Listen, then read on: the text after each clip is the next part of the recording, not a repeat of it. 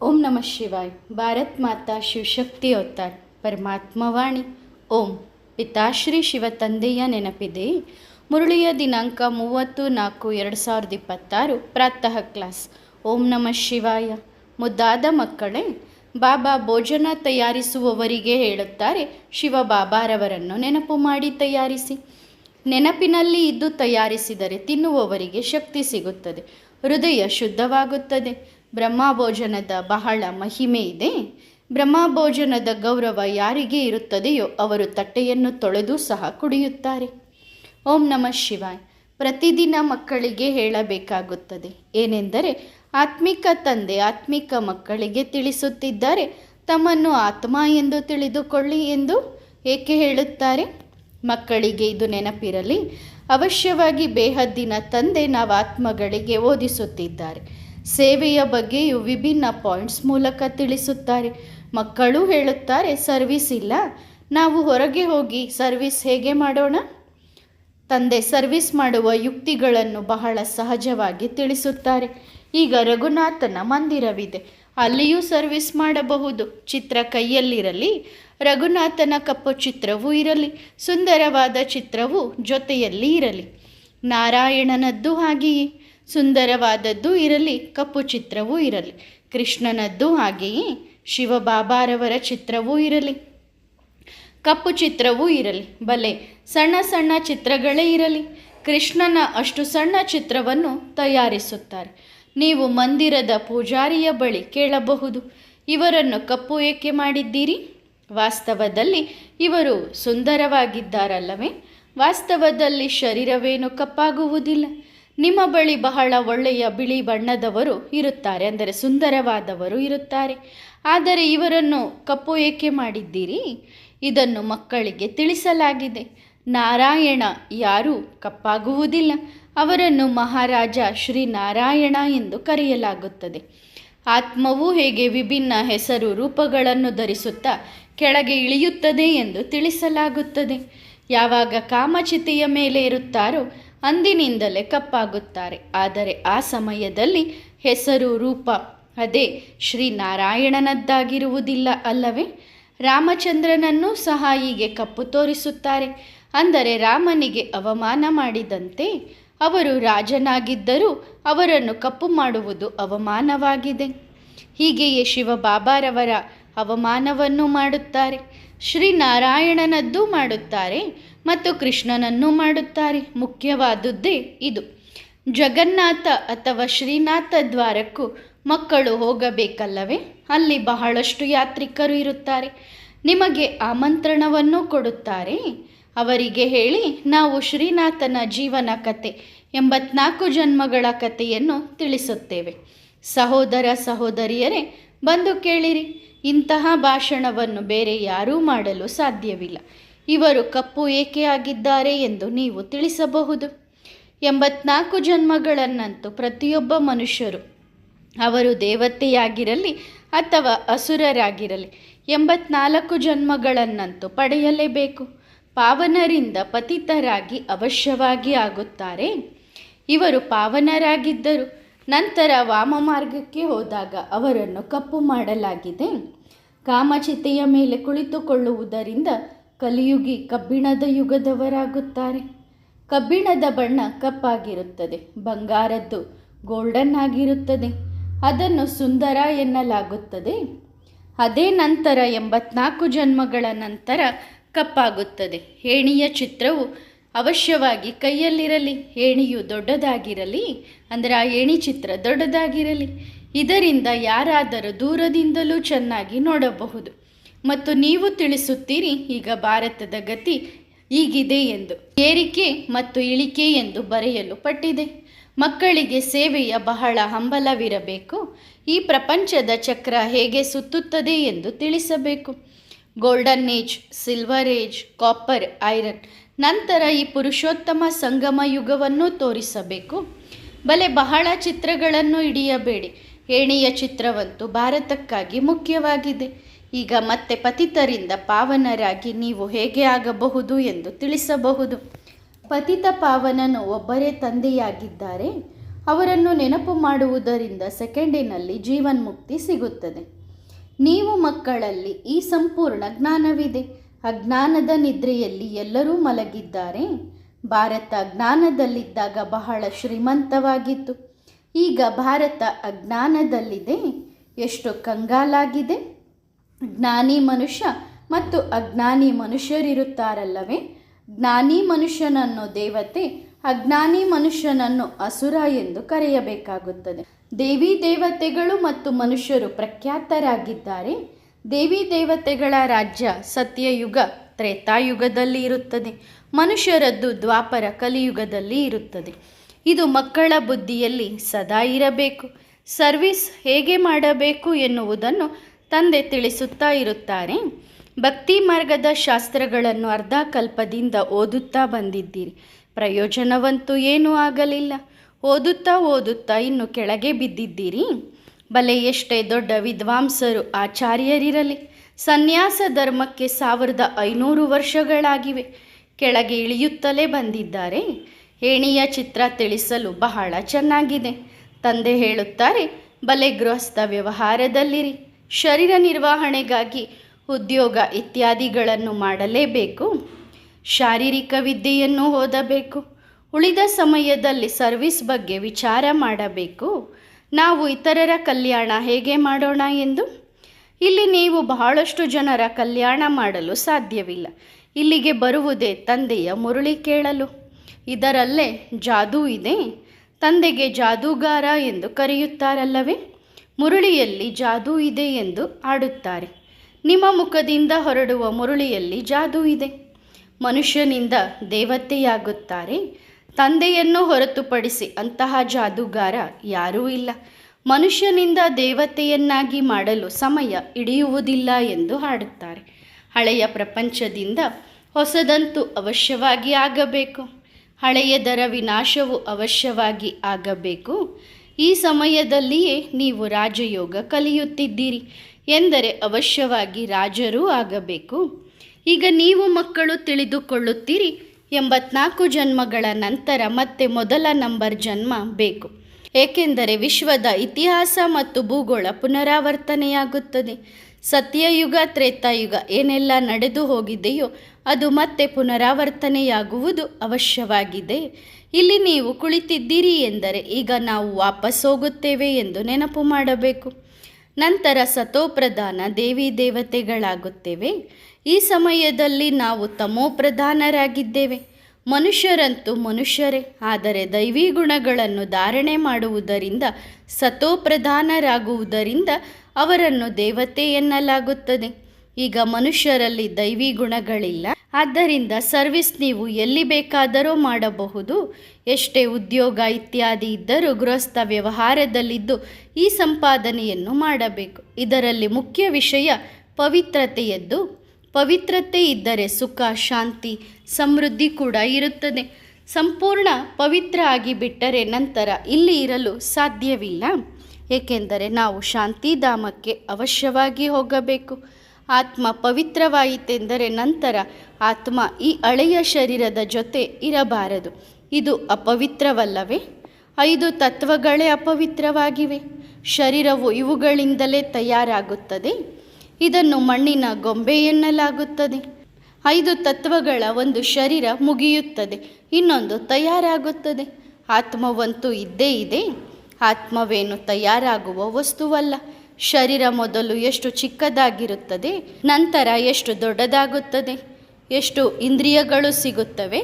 ಇದರಿಂದ ಆತ್ಮವು ಸಂಪೂರ್ಣ ಪಾತ್ರ ಮಾಡುತ್ತದೆ. ಈ ಪ್ರಪಂಚವೇ ವಂಡರ್ಫುಲ್ ಆಗಿದೆ. ಎಲ್ಲಕ್ಕಿಂತ ವಂಡರ್ಫುಲ್ ತಂದೆಯಾಗಿದ್ದಾರೆ. ಅವರು ಆತ್ಮಗಳ ಪರಿಚಯ ಕೊಡುತ್ತಾರೆ. ನಾವು ಆತ್ಮ ಎಷ್ಟು ಚಿಕ್ಕದಾಗಿದ್ದೇವೆ, ನಂತರ ಶರೀರ ಹೇಗೆ ತಯಾರಾಗುತ್ತದೆ. 7-8 ತಿಂಗಳಾದಾಗ ಆತ್ಮ ಪ್ರವೇಶ ಮಾಡುತ್ತದೆ. ಪ್ರತಿಯೊಂದು ವಿಷಯವೂ ವಂಡರ್ಫುಲ್ ಆಗಿದೆ. ಪ್ರಾಣಿ ಇತ್ಯಾದಿಗಳ ಶರೀರ ಹೇಗೆ ತಯಾರಾಗುತ್ತದೆ ಎಂದು ವಂಡರ್ ಅಲ್ಲವೇ? ಆತ್ಮವಂತೂ ಎಲ್ಲರಲ್ಲೂ ಅದೇ ಚಿಕ್ಕದಾಗಿದೆ. ಆನೆ ಎಷ್ಟು ದೊಡ್ಡದಾಗಿದೆ, ಅದರಲ್ಲಿ ಆತ್ಮ ಅಷ್ಟು ಚಿಕ್ಕ ಆತ್ಮ ಹೋಗಿ ಕುಳಿತುಕೊಳ್ಳುತ್ತದೆ. ತಂದೆಯಂತೂ ಮನುಷ್ಯ ಯೋನಿಯ ಬಗ್ಗೆ ತಿಳಿಸುತ್ತಾರೆ. ಮನುಷ್ಯರು ಎಷ್ಟು ಜನ್ಮಗಳನ್ನು ಪಡೆಯುತ್ತಾರೆ? 84 ಲಕ್ಷ ಜನ್ಮಗಳಂತೂ ಇಲ್ಲ. ಎಷ್ಟು ಧರ್ಮಗಳಿವೆಯೋ ಅಷ್ಟು ವೆರೈಟಿ ತಯಾರಾಗುತ್ತದೆ ಎಂದು ತಿಳಿಸಲಾಗಿದೆ. ಪ್ರತಿಯೊಂದು ಆತ್ಮ ಎಷ್ಟು ಫೀಚರ್ಸ್ನ ಶರೀರ ಪಡೆಯುತ್ತದೆ, ಅದ್ಭುತವಲ್ಲವೇ? ನಂತರ ಚಕ್ರ ಪುನರಾವರ್ತನೆಯಾದಾಗ ಅದೇ ಚಿಕ್ಕ ಆತ್ಮಕ್ಕೆ ಅದೇ ಶರೀರ ಸಿಗುತ್ತದೆ, ಅದೇ ಪಾತ್ರ ಪುನರಾವರ್ತನೆಯಾಗುತ್ತದೆ. ಪ್ರತಿ ಜನ್ಮದಲ್ಲಿ ಮುಖ, ಹೆಸರು, ರೂಪ ಇತ್ಯಾದಿ ಬದಲಾಗುತ್ತವೆ. ಕೃಷ್ಣ ಕಪ್ಪು, ಕೃಷ್ಣ ಸುಂದರ ಎಂದು ಹೇಳಲಾಗುವುದಿಲ್ಲ. ಇಲ್ಲ, ಅವರ ಆತ್ಮ ಮೊದಲು ಸುಂದರವಾಗಿತ್ತು. 84 ಜನ್ಮಗಳನ್ನು ಪಡೆಯುತ್ತಾ ಕಪ್ಪಾಗುತ್ತದೆ. ನಿಮ್ಮಲ್ಲೂ ವಿಭಿನ್ನ ಫೀಚರ್ಸ್, ವಿಭಿನ್ನ ಶರೀರಗಳನ್ನು ಪಡೆದು ಪಾತ್ರ ಮಾಡುತ್ತೀರಿ. ಇದು ಸಹ ಡ್ರಾಮಾ ಆಗಿದೆ. ನೀವು ಮಕ್ಕಳಿಗೆ ಎಂದಿಗೂ ಯಾವುದೇ ಚಿಂತೆ ಇರಬಾರದು. ಎಲ್ಲರೂ ಪಾತ್ರಧಾರಿಗಳು ಆಗಿದ್ದಾರೆ. ಒಂದು ಶರೀರ ಬಿಟ್ಟು ಇನ್ನೊಂದನ್ನು ಪಡೆದು ಪಾತ್ರ ಮಾಡುತ್ತಾರೆ. ಪ್ರತಿ ಜನ್ಮದಲ್ಲಿ ಸಂಬಂಧ ಇತ್ಯಾದಿ ಬದಲಾಗುತ್ತದೆ. ಆದ್ದರಿಂದ ತಂದೆ ತಿಳಿಸುತ್ತಾರೆ, ಇದು ಮಾಡಿಸಲ್ಪಟ್ಟ ಡ್ರಾಮಾ ಆಗಿದೆ. ಆತ್ಮವೇ 84 ಜನ್ಮಗಳನ್ನು ಪಡೆಯುತ್ತಾ ತಮೋಪ್ರಧಾನವಾಗಿದೆ. ಈಗ ಮತ್ತೆ ಆತ್ಮ ಸತೋಪ್ರಧಾನವಾಗಬೇಕು. ಪಾವನ ಅವಶ್ಯವಾಗಿ ಆಗಬೇಕು. ಪಾವನ ಸೃಷ್ಟಿಯಾಗಿತ್ತು, ಈಗ ಪತಿತವಾಗಿದೆ, ಮತ್ತೆ ಪಾವನವಾಗಬೇಕು. ಸತೋ ಮತ್ತು ತಮೋ ಅಕ್ಷರಗಳಂತೂ ಇವೆಯಲ್ಲವೇ? ಸತೋ ಪ್ರಧಾನ ಸೃಷ್ಟಿ, ನಂತರ ಸತೋ ರಜೋ ತಮೋ ಆಗುತ್ತದೆ. ಈಗ ತಮೋ ಪ್ರಧಾನವಾಗಿರುವುದು ಮತ್ತೆ ಸತೋ ಪ್ರಧಾನ ಹೇಗೆ ಆಗಲಿ? ಈ ಮಳೆಯ ನೀರಿನಿಂದಂತೂ ಪಾವನರಾಗುವುದಿಲ್ಲ. ಮಳೆಯಿಂದ ಮನುಷ್ಯರ ಸಾವು ಕೂಡ ಆಗುತ್ತದೆ. ಪ್ರವಾಹ ಬರುತ್ತದೆ, ಆಗ ಎಷ್ಟೋ ಜನರು ಮುಳುಗಿ ಸಾಯುತ್ತಾರೆ. ಈಗ ತಂದೆ ತಿಳಿಸುತ್ತಾರೆ, ಈ ಯಾವುದೇ ಖಂಡಗಳು ಉಳಿಯುವುದಿಲ್ಲ, ಎಲ್ಲರೂ ಮುಳುಗಿ ಸಾಯುತ್ತಾರೆ. ಪ್ರಾಕೃತಿಕ ವಿಕೋಪಗಳು ಕೂಡ ಸಹಾಯ ಮಾಡುತ್ತವೆ. ಎಷ್ಟು ಮನುಷ್ಯರು, ಪ್ರಾಣಿಗಳು ಇತ್ಯಾದಿ ಕೊಚ್ಚಿ ಹೋಗುತ್ತವೆ. ಹೀಗಲ್ಲದೆ ನೀರಿನಿಂದ ಪಾವನರಾಗುತ್ತಾರೆ ಎಂದು. ಅದರಿಂದ ಶರೀರ ಹೋಗುತ್ತದೆ. ಶರೀರಗಳೇನು ಪತಿತರಿಂದ ಪಾವನವಾಗಬೇಕಿಲ್ಲ, ಪಾವನವಾಗಬೇಕಿರುವುದು ಆತ್ಮ. ಪತಿತ ಪಾವನನು ಒಬ್ಬನೇ ತಂದೆಯಾಗಿದ್ದಾರೆ. ಬಲೆ ಅವರು ಜಗದ್ಗುರು ಎನಿಸಿಕೊಳ್ಳುತ್ತಾರೆ, ಆದರೆ ಗುರುವಿನ ಕೆಲಸ ಸದ್ಗತಿ ಮಾಡುವುದಾಗಿದೆ. ಆ ಒಬ್ಬರೇ ತಂದೆ ಸದ್ಗತಿ ದಾತನಾಗಿದ್ದಾರೆ. ತಂದೆ ಸದ್ಗುರುವಾಗಿಯೇ ಸದ್ಗತಿ ಕೊಡುತ್ತಾರೆ. ತಂದೆಯಂತೂ ಬಹಳ ತಿಳಿಸುತ್ತಿರುತ್ತಾರೆ. ಇವರು ಕೇಳುತ್ತಾರಲ್ಲವೇ? ಗುರುಗಳು ಸಹ ಪಕ್ಕದಲ್ಲಿ ಶಿಷ್ಯನನ್ನು ಕಲಿಸಲು ಕುಳ್ಳಿರಿಸುತ್ತಾರೆ. ಇವರೂ ಸಹ ಅವರ ಪಕ್ಕದಲ್ಲಿ ಕುಳಿತಿದ್ದಾರೆ. ತಂದೆ ತಿಳಿಸುತ್ತಾರೆ, ಇವರು ಅರ್ಥ ಮಾಡಿಕೊಳ್ಳಲು ಲಾಯಕ್ಕಾಗಿದ್ದಾರೆ ಎಂದು. ಹಾಗಾದರೆ ಇವರು ತಿಳಿಸುತ್ತಿರಬೇಕಲ್ಲವೇ? ಆದ್ದರಿಂದ ಗುರು ಬ್ರಹ್ಮ ನಂಬರ್ 1 ಬರುತ್ತಾರೆ. ಶಂಕರನ ಬಗ್ಗೆ ಹೇಳುತ್ತಾರೆ. ಕಣ್ಣು ತೆರೆದರೆ, ಅಂದರೆ ಶಂಕರ ಕಣ್ಣು ತೆಗೆದರೆ ಜಗತ್ತೇ ಭಸ್ಮವಾಗುತ್ತದೆ ಎಂದು. ನಂತರ ಅವರನ್ನು ಗುರು ಎಂದು ಕರೆಯಲು ಸಾಧ್ಯವಿಲ್ಲ. ಆದರೂ ತಂದೆ ಹೇಳುತ್ತಾರೆ, ಮಕ್ಕಳೇ, ನನ್ನೊಬ್ಬನನ್ನೇ ನೆನಪು ಮಾಡಿರಿ. ನಿನ್ನೆಯೂ ತಂದೆ ತಿಳಿಸಿದ್ದರು. ಕೆಲವು ಮಕ್ಕಳು ಹೇಳುತ್ತಾರೆ, ಇಷ್ಟು ಉದ್ಯೋಗ ಇತ್ಯಾದಿಗಳ ಚಿಂತೆಯಲ್ಲಿರುತ್ತೇವೆ, ನಾವು ನಮ್ಮನ್ನು ಆತ್ಮ ಎಂದು ತಿಳಿದು ತಂದೆಯನ್ನು ಹೇಗೆ ನೆನಪು ಮಾಡೋಣ? ತಂದೆ ತಿಳಿಸುತ್ತಾರೆ, ಭಕ್ತಿ ಮಾರ್ಗದಲ್ಲೂ ನೀವು ಹೇ ಈಶ್ವರ, ಹೇ ಭಗವಂತ ಎಂದು ನೆನಪು ಮಾಡುತ್ತಿದ್ದೀರಲ್ಲವೇ? ನೆನಪು ಯಾವಾಗ ಮಾಡುತ್ತಾರೆ ಎಂದರೆ ಏನಾದರೂ ದುಃಖವಾದಾಗ. ಸಾಯುವ ಸಮಯದಲ್ಲೂ ರಾಮ್ ರಾಮ್ ಎಂದು ಹೇಳಿ ಎನ್ನುತ್ತಾರೆ. ರಾಮನಾಮದ ದಾನ ಕೊಡುವ ಬಹಳಷ್ಟು ಸಂಸ್ಥೆಗಳಿವೆ. ಹೇಗೆ ನೀವು ಜ್ಞಾನದ ದಾನ ಕೊಡುತ್ತೀರೋ ಹಾಗೆ ಅವರು ರಾಮ ಎನ್ನಿ ರಾಮ ಎನ್ನಿ ಎನ್ನುತ್ತಾರೆ.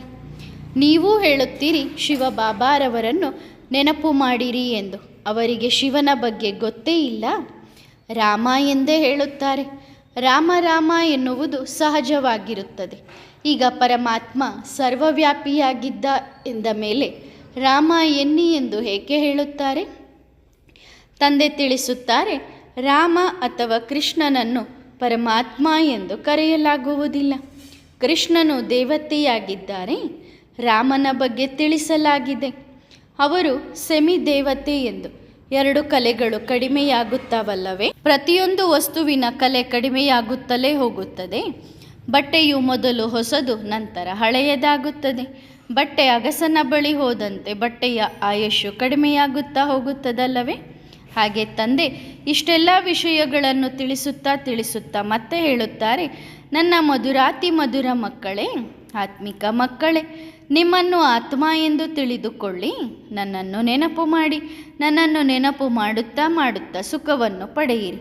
ಇಲ್ಲಿ ಇದಂತೂ ದುಃಖಧಾಮವಾಗಿದೆ. ತಂದೆಯನ್ನು ಮತ್ತು ಆಸ್ತಿಯನ್ನು ಸ್ಮರಿಸುತ್ತಾ ಇರಿ. ನೆನಪು ಮಾಡುತ್ತಾ ಪಾರ ಸುಖ ಪಡೆಯುತ್ತೀರಿ.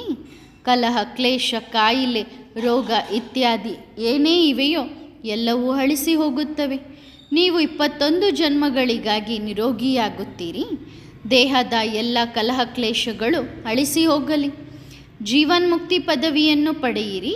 ಗಾಯನ ಕೂಡ ಮಾಡುತ್ತಾರೆ, ಆದರೆ ಆಚರಣೆಗೆ ತರುವುದಿಲ್ಲ. ತಂದೆ ನಿಮಗೆ ಪ್ರಾಕ್ಟಿಕಲ್ಲಾಗಿ ತಿಳಿಸುತ್ತಾರೆ, ತಂದೆಯನ್ನು ಸ್ಮರಿಸಿದರೆ ನಿಮ್ಮ ಎಲ್ಲ ಮನೋಕಾಮನೆಗಳು ಪೂರ್ಣವಾಗುತ್ತವೆ, ಸುಖಿಯಾಗುತ್ತೀರಿ. ಒಣ ರೊಟ್ಟಿ ತಿನ್ನುವುದು ಒಳ್ಳೆಯದಲ್ಲ ಎಂದು ಎಲ್ಲರೂ ತಾಜಾ ರೊಟ್ಟಿಯನ್ನೇ ಇಷ್ಟಪಡುತ್ತಾರೆ. ಇತ್ತೀಚೆಗೆ ಕೇವಲ ಎಣ್ಣೆ ಸಿಗುತ್ತದೆ, ಆದರೆ ಸತ್ಯಯುಗದಲ್ಲಿ ತುಪ್ಪದ ನದಿಗಳು ಹರಿಯುತ್ತವೆ. ಹಾಗಾದರೆ ಮಕ್ಕಳು ಇಲ್ಲಿ ಏನು ಸ್ಮರಣೆ ಮಾಡಬೇಕು?